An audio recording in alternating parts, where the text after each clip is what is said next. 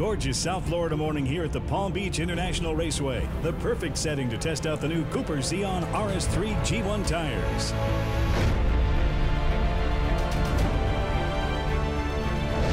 It's a pretty brave move to put these tires on straight-up race cars. The racetrack is the perfect scenario for this particular tire. All day they were great, super predictable on the breakaway. The tires, they seem like they have a lot of grip. You'll get a lot of use out of the tires.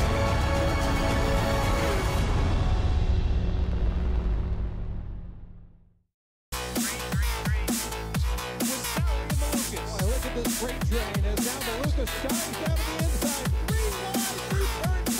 Something's gotta give. Road to Indy, beyond the grid. Hey guys, I'm Kyle Kirkwood. I'm the driver of the number 28 RP Motorsports Indy Pro 2000 car. We're here in St. Petersburg having a great time. Well, I'm from Jupiter, Florida, just north of Palm Beach, and during the off season I do a lot of things like surfing, fishing, spearfishing, along with, of course, trying to train for the upcoming season, but it's nice to get a little bit of off time, do things with my family like I did as a younger kid. So yeah, that's kind of what I'm into, is a lot of fishing because I'm close to the beach, surfing, spearfishing, stuff like that. It's something I've grown up doing. When I go fishing, it's typically an all-day adventure. You got to wake up at 5:30 a.m., go out there before sunrise, especially if you want to get the good fish. It's always early in the morning. From Palm Beach Inlet to the Bahamas is 54 nautical miles. So a lot of people run their boats over there, and we'll go even for day trips just to go fishing, load up the boat with fish, and come back. Whenever I go fishing, it's always with my family or friends, something like that. Time to get mind off of racing and just focus on having fun. The racetrack I'm probably most excited to go to is Laguna Seca, because the last time I was there was 4 or 5 years ago, and I was running Skip Barber. I haven't driven anything, or sorry, I was there during the Mazda Scholarship Shootout 2 years ago. So, but I've never driven anything fast there, and I love that track. I love the area. Yeah, I'm really looking forward to going to Laguna Seca. Make sure you follow me on Road to Indy TV. I'll be racing this car all year long, and we're looking forward to having a great season this year. So make sure you follow along Road to Indy TV. They have an app, or you can follow my Twitter handle, Kyle Kirkwood Racing, or my Instagram handle is Kyle_Kirkwood.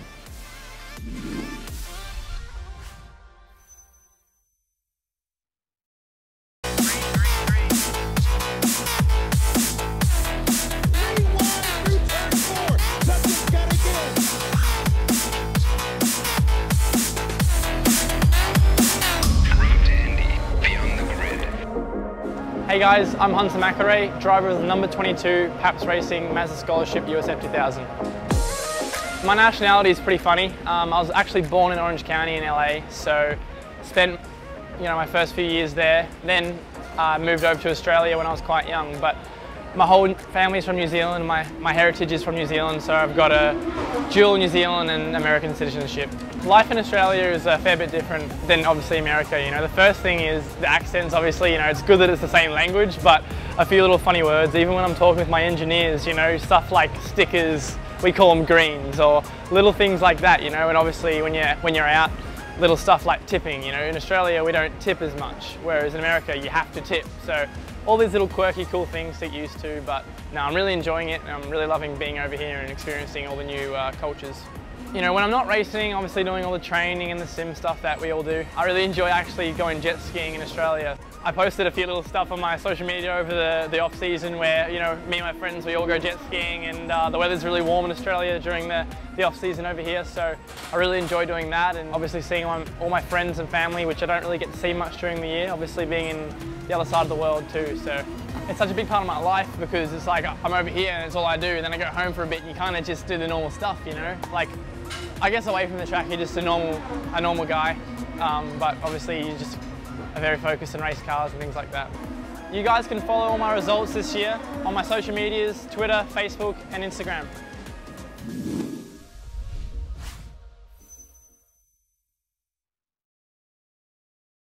A gorgeous South Florida morning here at the Palm Beach International Raceway. The perfect setting to test out the new Cooper Xeon RS3 G1 tires.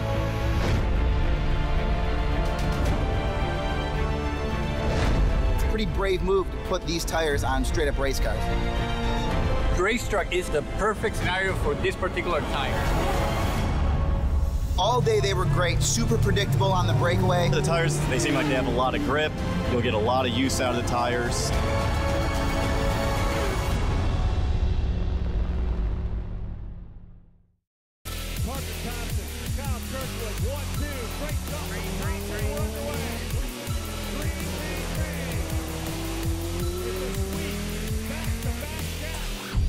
Road to Indy race recap. The Road to Indy, presented by Cooper Tires, got back underway for 2019 at the Grand Prix of St. Petersburg under absolutely picture-perfect skies. In the Cooper Tires USF 2000 Championship, the first start of the 2019 season was chaotic as they came down into turn number 1 for the first time. Alex Barron, in his Legacy Autosport car, overbroke the corner and made contact with 2 drivers. As he made contact with the drivers in front of him, Barron barrel rolled and was able to come down on all 4 wheels, sliding into the barriers at the end of the front straightaway.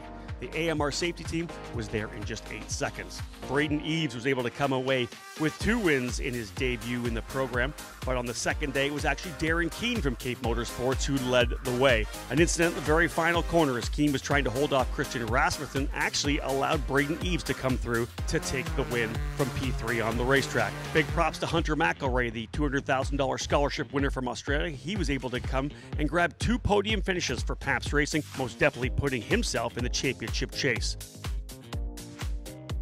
In the Indy Pro 2000 Championship, Parker Thompson started off an incredible story as the driver from Canada who thought he was going to be on the sidelines to start the season. Parker came out of the box with a brand new team and was absolutely on point, qualifying on pole for both races and then running away to get 2 victories. He actually didn't lead the start of the first race as Rasmus Lint from Juncos Racing was able to get a good run on the outside to take the lead, but Thompson showed his experience and his poise and stayed right on the rear wing for the entire race, finally getting the job done with just a handful of laps to go. In the Indy Lights program, the first race was all Zachary Clayman for Belardi Auto Racing. He was able to qualify pole and run away, even though he was chased aggressively at the end by Toby Sowery, the English driver hooking up with BN Racing in a car from Team Pelfrey in a collaboration that obviously provided some positive results for the young driver. We're looking to see if he can continue on the remainder of the season. In race number 2 on Sunday morning, once again, Zachary Clayman de Mello looking to try to work his way forward, qualifying a little deeper in the field, as it was rookie Oliver Askew who put his Andretti Autosport machine on the pole. But as happens occasionally at St. Petersburg, contact between the first 2 drivers on the front row, Askew and rookie driver Rinus VK, left Askew in the wall in turn number 2 and allowed VK, the Dutch sensation, to pull away in his Juncos Racing entry. Last year's Indy Pro 2000 champion was not to be denied as he was able to pull away, and even though with a late caution that allowed Zachary Clayman to work back up and utilize the push to pass, he was not enough to get by VK, who scored his first Indy Lights race win. It's a 2-month break for both USF 2000 and Indy Pro 2000, but the drivers in Indy Lights will be back in just 2 weeks at the Circuit of the Americas in Austin, Texas.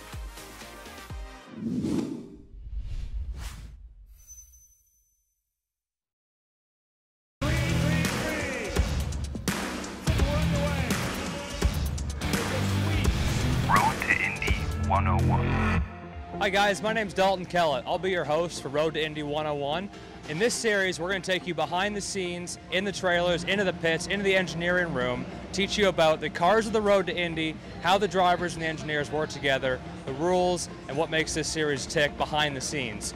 Today, we're going to go over to my Indy Lights car and see what makes it go so fast. We're here in the Juncos Racing Garage with my number 67 Indy Lights car. We come to the front of the car, we can see right off the bat we have a Dallara chassis. So the monocoque, the tub, is made by Dallara. It's a carbon fiber aluminum honeycomb tub. It's very strong, very stiff, lighter and faster and safer than the frames are used in steel frame race cars and most road cars. If we kind of move back, the first thing you see is that we have front suspension. We have steel wishbones, rocker suspension, aluminum uprights, steel brakes. So unlike the Indy car, we don't have carbon fiber brakes. Moving back to the center of the car, so the first thing you'll notice is that obviously we have an open cockpit. If we look inside, you can see there's a lot of stuff for the driver to interact with. Underneath this carbon fiber engine cover here, we have a 4-cylinder inline 2-liter single turbo that produces 450 horsepower. With push to pass activated, we get an extra 50 horsepower for 10 seconds, so that brings up to 500 horsepower total. So as I walk around the front of the car here, you can see on the bottom sides a black carbon fiber piece. That's the underwing. That's a really important part of a race car. Most of the downforce, which is basically negative lift, these wings and the underwing are essentially an inverted airfoil. So it's a think of it as an airplane upside down. So you have our rear wing here, which is another big part of the aerodynamic system of the car. These produce a lot of downforce, but they're more important for tuning. You can see we have adjustable positions here for our rear wing flap angle of attack, so we can move this up and down, and that gives us more or less downforce depending on what setting it is. The more vertical this wing is, or this flap, the more downforce we get. Sorry, and a Frenchman in Julien Falchero. So, as you can see, they're strapping in and getting ready for Indy Lights. It's coming up here at COTA in a few moments.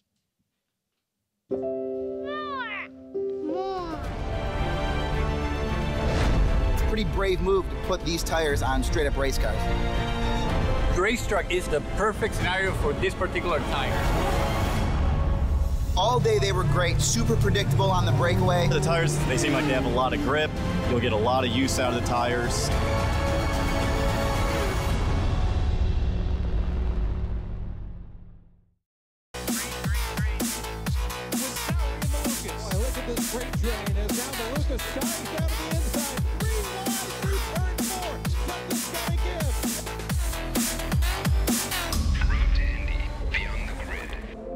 Hi, I'm Rinus VK and I'm driving Indy Lights in the number 21 Junkos racing machine.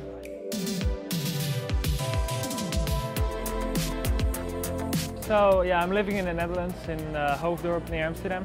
It's very close to the international airport, which is very handy for me. So we don't have long drives. It's 5 minutes and I'm on the airport. I grew up in Hoofddorp and I always cycled the whole day. So with the bicycle, go to school, go everywhere with the bicycle.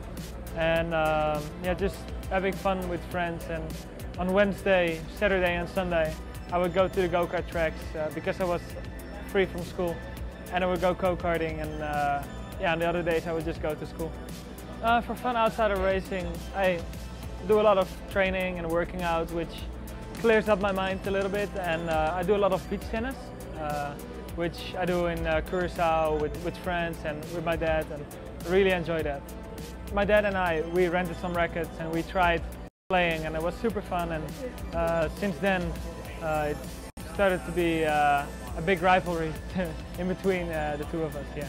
My full name is Rinus van Kalmthout, which is quite a long name and hard to pronounce for Americans, and also even Dutch people. So yeah, I changed it to VK because it was V from Van and K from Kalmthout, and then we wrote it down like VK, and I think it's been quite a good name, and yeah, it's had quite a bit of success also. Follow me this year on the road to Indy. Follow me on Twitter, Instagram and Facebook on @RinusVK.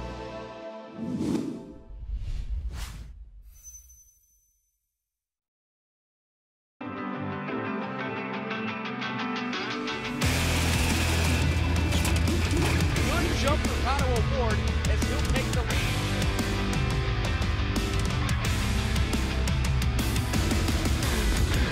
As Colton Herta scores the win at the Indianapolis Motor Speedway.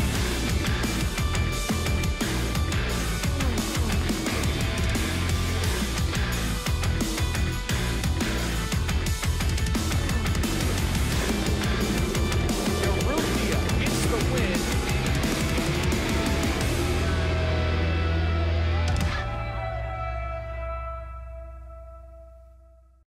It's a gorgeous South Florida morning here at the Palm Beach International Raceway. The perfect setting to test out the new Cooper Xeon RS3 G1 tires.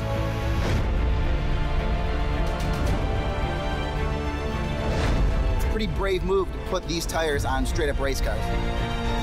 The race truck is the perfect scenario for this particular tire. All day they were great, super predictable on the breakaway. To get some noise, that'll wake the marshals up and get the flagman going, because it's Indy Lights time. Our first session on track is about to get underway, and This should be an interesting qualifying session, so they go straight into the fray. Alongside me, Jonathan Green, is Les Kaiser. We'll be about to get underway with the IndyCar Radio Network. Any thoughts going ahead at this time in the morning? It's going to be a little cooler than it was yesterday. You know, I think that's going to be interesting because everything being a little bit cooler, the track is clean. They are talking about low grip areas, and that should be interesting. We saw that Hinchcliffe got caught off guard after bumping the inside apex of 19, spinning out. There's a few areas back through the S's that I think honestly, I think the folks more had a big head of steam going into there. And if you're not familiar with some of the logic or the strategy for that series, you don't want to enter too hot into 3, because by the time you get back to 7 or 8, that cut from 6 to 7 really is difficult to maintain a decent line through there. A lot of drivers actually kind of call for a throwaway turn through there. Either 6 or 8 is often the one they pick. So temperatures are up. Get these tires warmed up, and we'll see how they go. All right, 2 men to look out for. Oliver Askew, number 28, and Ryan Norman. Let's head now to the IndyCar Radio Network to pick up the commentary. Good Saturday morning to you. Thanks for joining us. We are here in Austin at Circuit of the Americas for Indy Lights qualifying for race number 2. Good morning again to all of you joining us here on the Advanced Auto Parts IndyCar Radio Network. My name's Nick Yeoman. Rob Howden joins me here in the broadcast booth as Rob, the 10 drivers getting ready to head on the racetrack, most of which already are getting up to speed, getting some heat in the engines, as well as those Cooper tires as we're set to qualify for race number 2. And this is going to be an interesting session. We're going to talk a lot about some of the varying strategies that the teams have. But after one day in the books for these Indy Lights drivers, got to be super impressed with the pace Oliver Askew has shown, not only in the practice session yesterday morning, leading that session, but grabbing the pole for race number 1. Yeah, I'm really impressed with how Oliver's been able to come back after the issue that he had at St. Petersburg. You know, the wreck in turn number 1 kind of set him back a little bit. The mindset had to come fully positive heading here to Austin. But remember, he was quick here when they tested earlier this year. That was when he did not have a ride signed at that point. He came to the test, was very strong, ended up announcing that he was going to be with Andretti Autosport for the entire season, and he was good here. This is the kind of track that really works well for Oliver Askew. You have to be smooth, you have to be consistent, and those are the things that we talk about when we're kind of going through the profile of Oliver Askew. Those 10 drivers, all 10 have left pit lane. They're out on the racetrack, getting up to speed here on a beautiful, well, it's beautiful for now, Saturday morning. Michael Young joins us on pit lane. Michael, we're going to be keeping our eyes on the skies. What's it feel like down there on pit lane right now? Well, actually, it's really nice, Nick Yeoman. Good morning to you and all the race fans joining us this morning. 62, the ambient temperature. Track temperature is 80, and although it was overcast when we got to the circuit this morning, the sun has actually peaked out. Not enough to actually warm the air at all, but it has made its way up from behind the clouds, and it will hopefully be a nice qualification session. Rinus VeeKay, one of the last to go out. Everybody else currently on this huge circuit here in Austin, Texas, getting ready to qualify again for race number 2. And Ryan Marine, of course, all these drivers on these Cooper tires, the presenting sponsorship for the Indy Lights Series, and a lot of interesting strategies we're going to be watching today as these drivers have been searching for grip all weekend. And it's a split tire strategy as I walk up and down pit lane here just before this qualifying session. We saw the home coast cars of Rinus VeeKay and also Dalton Kellett. They're going out on the sticker Cooper tires, as are the Belardi cars, all 3 of those. More on them in just a moment. That leaves the remaining teams, BN Racing and Andretti Autosport, running on scuffs. It seemed like the BN cars, they were really lightly scuffed tires as they head out. But as far as Belardi Auto Racing goes, I'm not sure there's a single team up and down the paddock that was as anxious to leave yesterday behind them as Belardi. It really was a fraught session, both practice and qualifying, as a matter of fact, with Julian Falchero dealing with turbocharger issues in practice that limited his ability in qualifying. We also had an issue for Zachary Clayman. He did not set a speed in qualifying yesterday for race number 1. So the 3 Belardi cars will start 7th, 8th, and 10th for race number 1 a little bit later today. I don't think that's representative of their speed, and maybe a reason they're going out on the sticker tires to try and secure a better starting spot here for race 2. Yeah, no doubt about it. And Rob, I thought we saw yesterday, not only in the Indy Lights paddock, but the IndyCar paddock, just how hard some of these crews work. On the Indy Lights side, with how Belardi got the engine put back in Falchero's car, and then I know we watched the situation with Colton Herta and that Harding-Steinbrenner team when he lost an engine in the first IndyCar practice, the way they thrashed to get him back on the racetrack, and actually show some pretty good speed. Really impressed with the work that those teams put in. Nobody wants that. Everyone wants a nice buttoned-up, easy day like Oliver Askew had or like Joseph Newgarden had in IndyCar. But boy, sometimes you've got the hand that's dealt you, and certainly the Belardi guys did a great job of getting all of those cars that had the problems out on the racetrack again this morning. Well, when the teams have that kind of regular easy weekend like the one Oliver Askew's having so far, getting things done, no issues whatsoever, the teams, the mechanics, they do their job, right? Yeah. They come in the morning, they get the cars prepped, they leave a little bit earlier. Not so much for Belardi Auto Racing yesterday. All those guys earning their money for sure. And when we talked to Brian on pit lane during that qualifying session yesterday, so impressive they were able to get Julian Falchero back out onto the track into that session to get, I think you said 7 or 8 laps. That was about it, but he was just very happy with the way the crew kind of just banded together and were able to get Julian back out. There are times when it's easy, but there's times when you've got to dig in and put in the hours to make sure your drivers have a 100% car every time they get on track. And let's talk a little bit more about this tire strategy, because I know it's something that you've been watching in regards to Ryan's point about Belardi. They had an interesting day yesterday. Didn't get to turn a ton of laps as a team. That all of a sudden could be an advantage this morning here in qualifying. So coming into any race weekend, the teams get four sets of fresh sticker Cooper tires. They also get 1 carryover set from the last race. That way they're able to use a set of tires, a used set when they get used to the racetrack. The drivers are getting out there, getting comfortable. So that's what Belardi ran on Friday. Now, of course, you're getting ready to go into qualifying, and Zachary Clayman-DeMello has trouble. He doesn't turn a lap. So essentially, Zachary Clayman's got all 4 sets of his fresh tires still to come. Their strategy coming in was, hey, you know what? We want to have fresh tires for both races. But the thing right now is we're looking at the forecast, Nick. Indeed, the series, the drivers, they're all looking at potential rain for race number 1. That could mean that Zachary Clayman's going to have 3 sets of fresh rubber for this one qualifying session. Looking forward to still having a fresh set for race number 2 on Sunday. They're going to have to roll the dice. Is it going to rain? Is it not going to rain? But they're definitely going to go for 2 sets, potentially 3 sets of fresh rubber here in qualifying. Yep, and we see a shot of Julian Falchero sitting on pit lane with that crew discussing looks like some telemetry there in the cockpit, as he has only turned 1 lap in this session. It's just been an installation lap, so hopefully he'll get back out there. But yeah, the situation with the weather, it's been ongoing throughout the course of the last handful of days. It seemed like 4 or 5 days ago Saturday was going to be really wet, and then a couple days ago I thought, all right, we might be in good shape, and then all of a sudden we get up this morning and as you mentioned, 40 to 50% chance of rain a little bit later today. That certainly could affect the Indy Lights race later this afternoon, and certainly NTT P1 qualifying for the NTT IndyCar Series. So it's going to be fascinating to watch this all play out, if indeed there is weather, because as folks have said for years, it is truly the great equalizer. And the great thing, Rob, is we don't know which of these Indy Lights drivers is really good in the rain. We may find out later this afternoon. No doubt about that. You look up and down the grid. We know some of the drivers who have maybe potentially ran some rain races here in the road to Indy. Toby Sowery, of course, from England. We always, you kind of go to that de facto, is he going to be good? The default down that he's from England. He's raced the karts in the rain.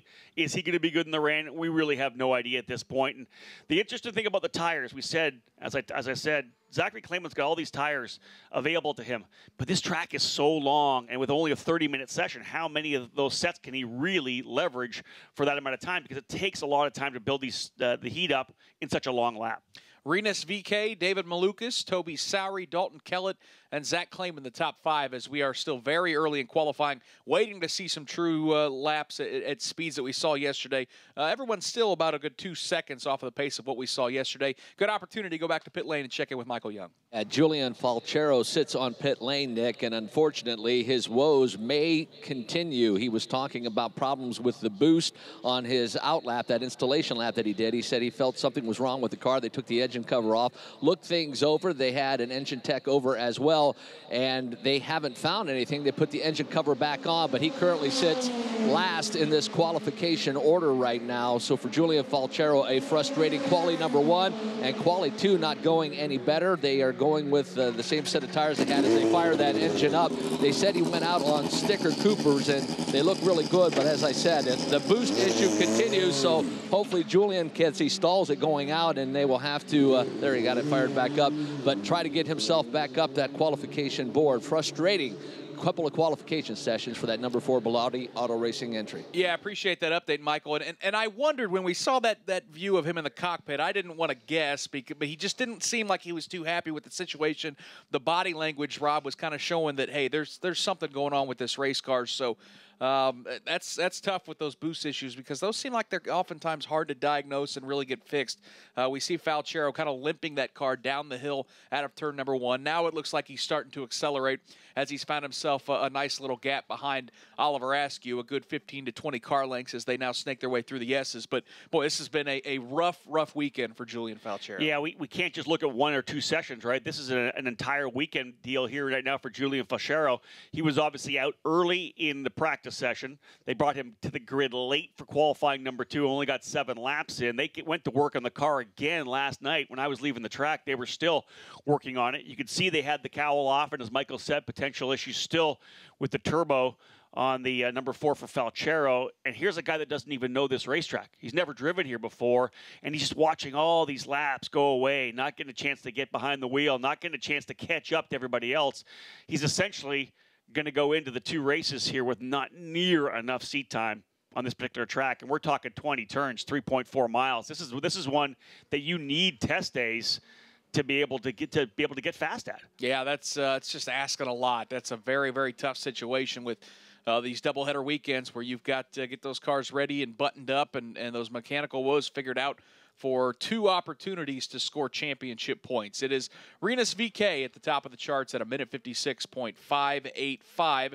Robert McGinnis had a really nice day yesterday, qualifying 3rd. Actually, everybody at Andretti Autosport did a great job, as McGinnis was 2nd, just got bumped down to 4th. As now, Rob, we're starting to see a little bit of rubber laid down. More importantly, some heat in those Cooper tires, and these drivers up to speed. We're seeing fast laps set lap after lap after lap. VeeKay jumped to P1, then Oliver Askew, and then Robert McGinnis, who just jumped to P1. Ryan Norman to 2nd, and there's Andretti Autosport 1, 2, 3. Well, you kind of looked how the whole weekend's kind of rolled out for Andretti Autosport. They were good here in the test. Oliver Askew was the fastest at the test. Robert McGinnis was good, as was Ryan Norman. Yesterday, 1, 2, 3 in qualifying, as you said. Askew, Norman, and McGinnis. Of course, Askew and McGinnis, both rookie drivers, moving up from the Indy Pro 2000 category. Rinus VeeKay now to the top of the charts, a 155.83. I just don't think Bilardi's been able to show the kind of speed they have yet. And talking to Brian, they were, I think, pretty happy with the overall package they had put together. And the strategy they were trying to play, holding on to those tires in the first session, now leaving Zachary Clayman out there with just the rubber from St. Petersburg, that just did not come the way they wanted. Obviously, the issue yesterday, a fuel issue for Zachary Clayman. He's going to need to make a point here. He needs to get himself in the top 2 or 3, whatever it may be, because he needs to kind of put the hammer down and say, listen, I'm ready to race, and I've got a car that I'm going to be able to challenge from the back with later on today. Tell you what, I'm impressed with, Rob, as we're 12 minutes into this qualifying session. Yesterday's pole lap for Oliver Askew was a minute 55.5, and that was a full half-second faster than everybody else. I mean, he absolutely nailed it. But already, VeeKay is in the minute 55.8. That's just a couple tenths off of Askew's lap. McGinnis is right there. Both of those drivers, VeeKay and McGinnis, have turned laps faster than what they did yesterday. So clearly, while we know Oliver Askew has been strong and kind of drew the line in the sand, looks like everybody else is starting to raise up their game a bit and rise to the level of what we've seen from Askew. Well, first off, a full day of rubber on the track as well, so the grip levels are coming up. We're also about 10 degrees cooler than we had yesterday for the qualifying 1 session, and yeah, you kind of balance off the fact that the heat allows the tires to grip up a little more, but the engines love the cooler temperatures. And I think that in talking to Oliver, when the kind of rubber came up a little bit, you have to be even smoother because you don't want to make that mistake and get offline or whatever it may be. So I expect Askew still to work his way to the top of the charts, but Robert McGinnis there at this point, Nick, 155.412. That's the fastest lap we've seen this weekend. I'm pretty impressed with Robert. He's coming off some issues as well. Remember, we talked how impressive it was that Oliver Askew having that incident with Rinus VeeKay in the opening lap, wanted to come back here at COTA and really, put the hammer down. I'm here for the championship. I need a race win. But it was Robert McGinnis who was having a good run. I think he was 4th at one point in St. Pete and then got into the wall in turn number 10. That kind of gave him that DNF. And we would have thought maybe took some of the wind out of his sails, but he's coming back strongly here at COTA. And McGinnis is one of those guys that, you've been watching him for 4 or 5 years, a true Road to Indy product, spent 3 years in USF 2000, last year in Indy Pro 2000, makes the jump up to Indy Lights, and what better team to do it than Andretti Autosport, who really dominated the championship last year with Pato O'Ward and Colton Herta really cleaning up a lot of race wins. Well, you look at that team, and it's definitely a destination those drivers want to get to. Can you get and be part of the Andretti Autosport team? It's not just the Indy Lights program, it's the access to the drivers in IndyCar. It's the access to potentially, sitting down and talking to Mario Andretti and Michael Andretti. But for a guy like McGinnis, who's come through the ranks, as you said, 3 years in USF 2000, actually scored a win on the street course at St. Petersburg. That's his only Road to Indy win. But last year was battling with his teammate, Rinus VeeKay, who ended up winning the championship at Indy Pro. He's had good teammates. He's learned a ton. And again, I think it's a pretty big step up here still for Robert. One more year in Indy Pro might have been a good idea. But, get an opportunity to run with Andretti, it's hard to say no to. Ryan Marine, we've been watching this story with Julian Falciero. He's turned 3 laps here in this qualifying session. All 3 of them have been at least a good 30 seconds off the pace of what we've seen from this field. And you tell us now that he is back on pit lane? It looks like the problems are persisting. Poor luck for the young Frenchman who has his number 4 red Belardi Auto Racing machine back into the pit lane now. The cowling has come off from over top of the AER engine, and some work is being done around the exhaust. So that is very likely a sign of more turbocharger issues. I was watching the team's body language after he went back out. They were clearly getting radio transmissions and from Julian in the car and were shaking their heads. So I suspected something like this might be happening. It looks like the problems just have not gone away. Remember, there were flames coming out of the exhaust for this car during the practice session yesterday. That caused the entire rebuild. They thought they had the problem diagnosed, but it looks like that's not quite the case. And Julian Falciero continues to sit idle in his race car. Let's go a little bit further down pit lane to Michael Young. Yeah, for Ryan Norman, currently sitting provisionally P5 on the outside, or should say inside of row number 3. His teammate Robert McGinnis will currently sit provisionally on the pole. Both sit on pit lane. They have both strapped on a new set of Cooper tires. That said, Ryan Norman has some issues, or adjustments I should say, with that right rear. They made a quick adjustment on that. Now they're getting those Cooper tires onto Ryan Norman's machine. But these 3 Andretti Autosport cars have been very impressive thus far throughout this qualifying weekend. We'll see how they are in race trim, but no adjustments to either of those with the exception of that suspension adjustment on the right rear of Ryan Norman. Rob, we saw a shot of Julian Falciero sitting in that car once again in the cockpit, and you see it in his eyes. I mean, that's a guy that looks like he's visibly frustrated. And as Ryan detailed, the team, they're right there with him. They feel, I'm sure, just as bad that that number 4 car has just not been able to turn very many laps really all weekend. The interesting thing is yesterday afternoon, following the 2 sessions where Julian had the issues, of course, the initial issue and then getting back out for just those 7 laps in qualifying 1, we did an autograph session. The Belardi Auto Racing crew, obviously, there with all the rest of the drivers. And Zachary and Lucas Cole and Julian Falciero were joking around, having a great time. Julian looked really relaxed. Even with the issues he had, he looked like he was still relaxed, having a good time. Much different driver here right now. Sure. We're looking at the monitors. He actually pulled the visor down at one point. You could just see the frustration in his eyes, and he was kind of shaking his head a little bit. They worked so hard on it last night. As I said, Belardi was still here when I left at 5:30. So one of the issues is, of course, they're working their tails off to try to get this thing corrected. And when you get back on the racetrack and it's still there, it means you're not quite sure what it is. And I think that's part of the frustration as well. At this point, they're trying to figure out what is wrong after an entire evening in the paddock. And, man, we've all been there, whether it's like a home improvement project or trying to diagnose something on your own car, and you do something and you think you found the answer, and then you find out, man, it's back to the drawing board. It's a very relatable, frustrating situation that they're going through. The nice thing is, I mean, these teams know these cars inside and out. And Belardi Auto Racing, they've been a staple of the Indy Lights series. They know this this chassis.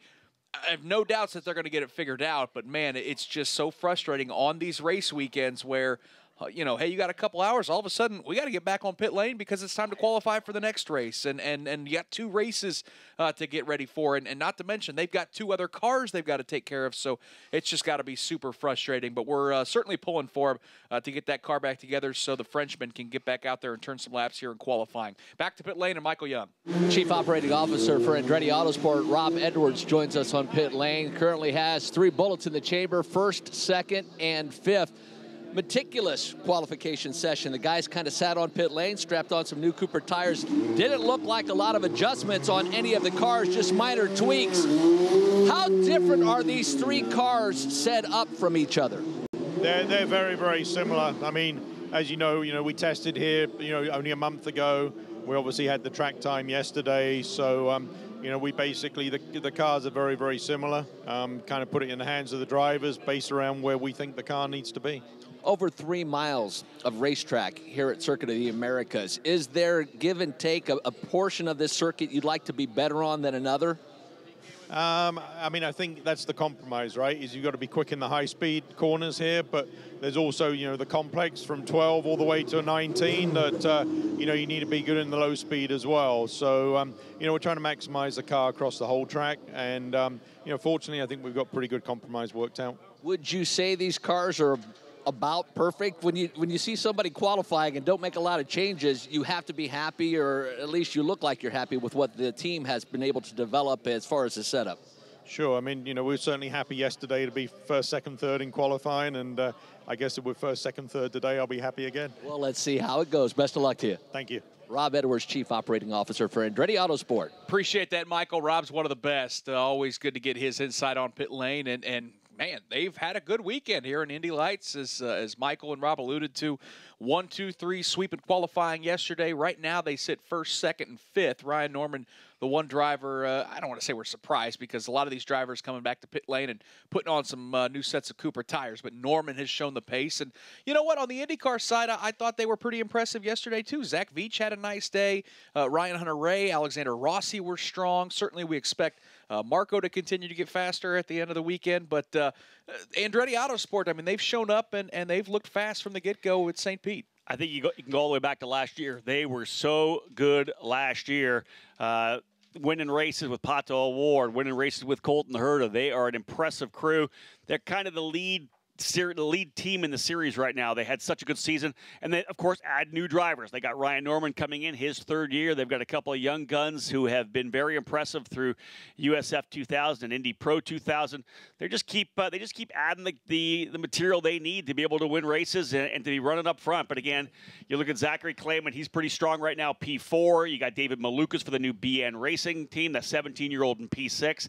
I still think we're going to see a lot. There's still lots of time left, 8.5 minutes. The guys have just gone to fresh rubber. I think there's still a lot of time to be found here on the racetrack. Top 5 here at COTA. It's Robert McGinnis, Oliver Askew, Rinus VeeKay, Zachary Clayman, and Ryan Norman. David Malukas is 6th, Toby Sowery is 7th, Dalton Kellett 8th, Lucas Cole 9th, and Julian Falchero 10th as we go back to pit lane, and Ryan Marine. Rob, I think you're spot on. I think there is time to be found, and this is probably the time we're going to see it found because a lot of these teams have made the switch to fresh Cooper tires. That includes Lucas Cole and Zachary Clayman from Belardi, and in just a moment, Julian Falchero is about to head out onto the track as well. That's the sound of his number 4 car returning. They have made the repairs. They think it's fixed, and they're going to send him out there to find out and hopefully set a representative lap time. But the thing in addition to the fresh tires is these latest stops have given these drivers and teams a chance to make a few adjustments. I noted a suspension adjustment at the rear of Zachary Clayman's car. So everyone trying to get dialed in here with 7.5 minutes to go in this qualifying session. Starting position at a premium here at COTA. Rob, this is a 20-turn road course. 3.5 miles in length, and I think we see nearly 3/4 of the field all bunched up now, making their way down the back straightaway and through turns, what is that, 14, 15, and 16. Yeah, we're watching the monitors here. That's one of the things you get any driver to do. Find open racetrack. Do not get balked up by another driver. And as we watched them through the monitor, there were 6 drivers that we all had on the one monitor screen. The key for these drivers is to get that open track. Yeah, you're trying to get the tires up to temperature correctly on that opening circuit. You know, you don't want to overtax them early. get them up to temperature nice and smoothly. But here's a couple Belardi Auto Racing drivers together here right now. That's Zachary Clayman and Lucas Cole. So find open racetrack. And as you said, 3.4 miles, 20 turns. It shouldn't be a hard thing to do. I mean, I guess, can you take advantage of any drafting on these long straightaways, or does anything you gain from there thrown out the window with the wake of air being right tucked up behind a car in some of these rhythm sections? Well, anytime you talk to a driver about being behind someone, yeah, you'll get the draft, but you always get aero wash. As soon as you're close enough to them in a high-speed corner, you lose all that air off the front wing, and the car's just going to push. Now, we saw, I think it was Ryan Norman got caught up behind Lucas Cole coming out of turn 20. That means he's lost that lap, and he's going to lose the next lap because he was not on the throttle quick enough coming out through turn 19 and 20. It's this is interesting to watch because, as we keep saying, track position, where you are, stay away from everybody when you're trying to qualify. Michael Young, 6 minutes to go in qualifying. It is go time.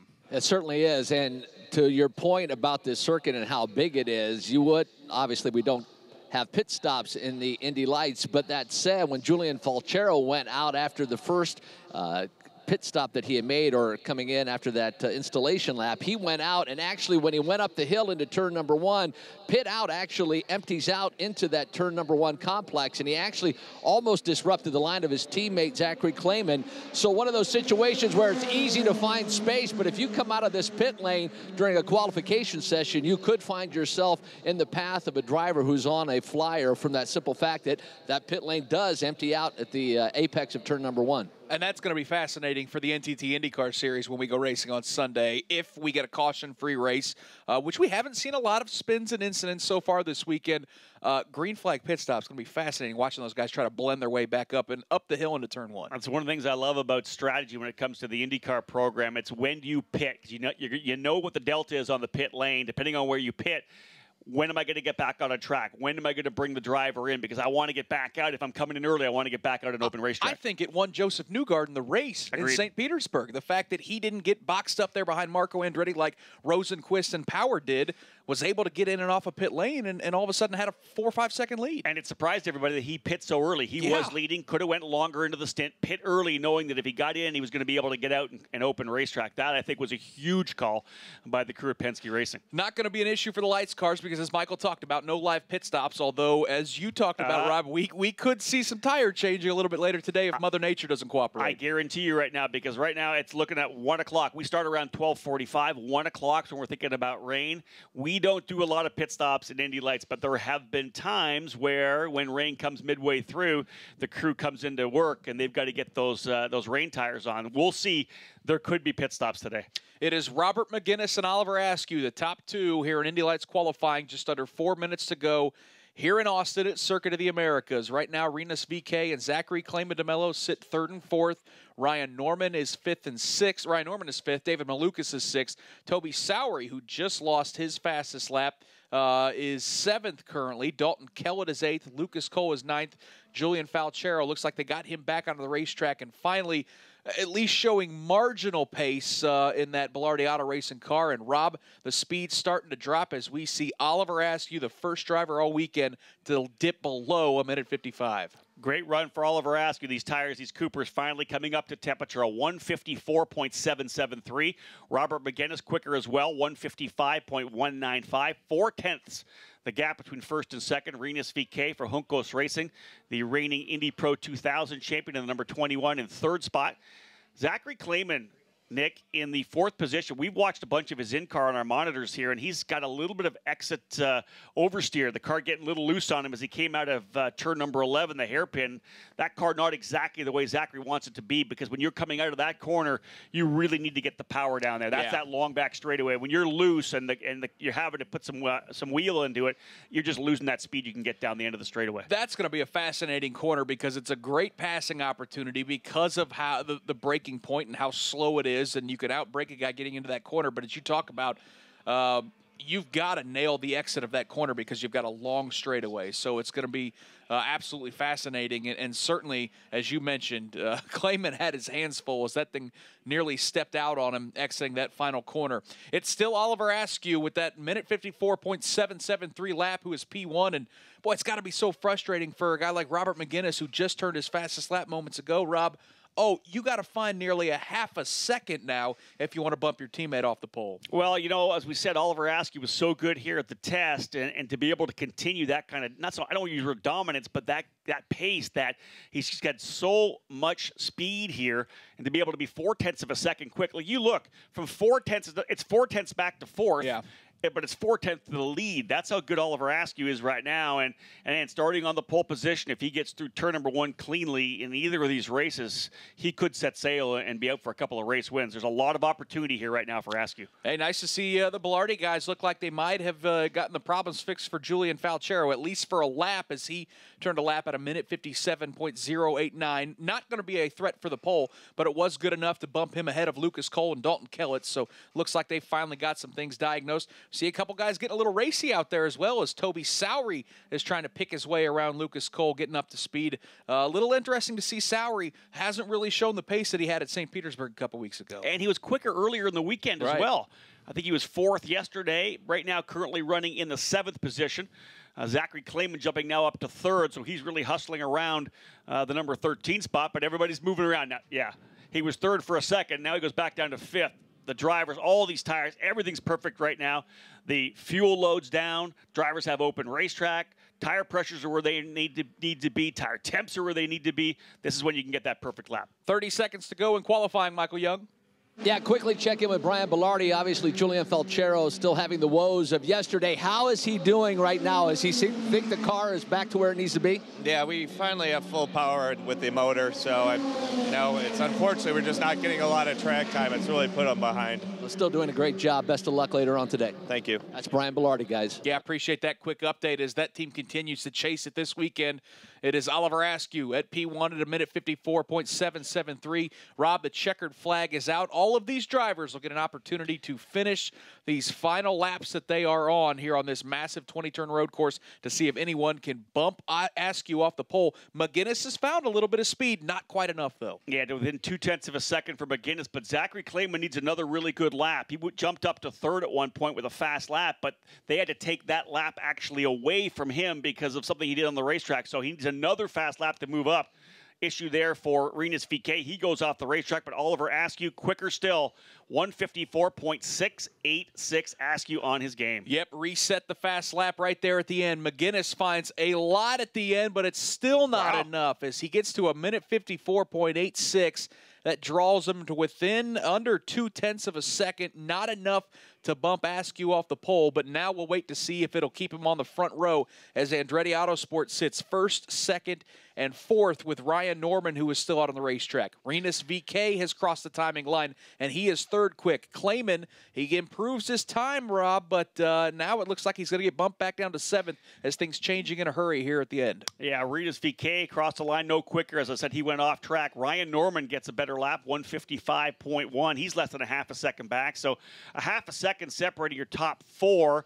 About a second back, both Toby Sowery and David Malukas. Malukas jumping over his elder teammate on the final circuit, a 155.255. That's a good lap for Malukas. I mean, about a half a second off of Oliver Askew. And again, I don't know if we can really compare everyone to Oliver Askew with as fast as he has been this weekend, although Robert McGinnis is knocking on the door. Checkered flag is out. All 10 cars have returned to pit lane, and it's going to be a weekend sweep in terms of qualifying for the American from Jupiter, Florida, Oliver Askew, who is hopping out of that Index Invest Mazda for Andretti Autosport as he scores the 2nd pole of the weekend and his 3rd of the season, as he will share the front row, Rob Howden, with Robert McGinnis. One key thing, remember, the DNF from race number 2 at St. Petersburg put him back in the points a little bit. He just scored 2 bonus points with a couple of pole positions. That's clawing his way back a little bit, and with the speed he has, he may be able to stop the bleeding from that DNF at St. Petersburg with a couple of victories here. We know for sure, starting from pole in both races, Oliver Askew is going to be very strong. But I think in that session, the one little deal we should note, Rinus VeeKay, kind of the interloper on the 1, 2, 3 of Andretti from qualifying 1. VeeKay this time P3 for qualifying for race 2. Let's hear from our pole sitter standing by with Ryan Marine. That was a big sigh of relief as you jumped out of the car. Little congratulations from James Hinchcliffe as well. 3 poles already for you this season, Oliver. Pretty outstanding. What is it about the setup that the Andretti guys have come up with that's worked so well here at COTA? I can't put my finger on it, but I think we have a better package than the rest of the field, and on these big road courses, I think we're going to be really strong this year. So I didn't want to get too complacent after yesterday. We actually saved a set of tires for one of the races, so that's going to be good for us starting from pole. Yeah, just big thanks to everybody on this team. It's a big team effort, and we're halfway there now. We just have to execute. I'm sure you've watched other series race here, and you've seen what can happen in turn 1 at this place. How much of a relief does it give you knowing you've probably got the best position going into turn 1, lap 1? Yeah, I did a couple of practice starts at the beginning of that qualifying session to get used to the inside line, and I'll watch some videos, some archives from races in the past, and hopefully we can finish off with a good weekend here. Hey, congrats. Good luck in the races. Thank you. So here's how it shakes out as Oliver Askew scores the pole position. Robert McGinnis will start second for race 2. Renus VK is third. Ryan Norman fourth. David Maluk is fifth. Toby Sowery ends up sixth. Zachary Clayman ends up in seventh. Dalton Kellett will start eighth tomorrow. Julian Falchero ninth, and Lucas Cole in 10th. Coming up next on the Advanced Auto Parts IndyCar Radio Network, just 10 minutes away from IndyCar practice. We'll see the stars of the NTT IndyCar Series back out on the racetrack. Indy Lights race number 1 comes your way at 1:35 Eastern, 12:35 Central. NTT P1 qualifying at 3 o'clock Eastern, 2 o'clock Central. And then we're excited to be calling the Battery Tender Global MX5 Cup races again this year on IndyCar Radio. That comes your way at 4:25 Eastern, 3:25 Central. Great job by Michael Young and Ryan Marine down on pit lane for Rob Howden. I'm Nick Yeoman. So long from Circuit of the Americas as Oliver Askew claims another pole position in the Indy Lights Series presented by Cooper Tires. Gorgeous South Florida morning here at the Palm Beach International Raceway. The perfect setting to test out the new Cooper Xeon RS3 G1 tires.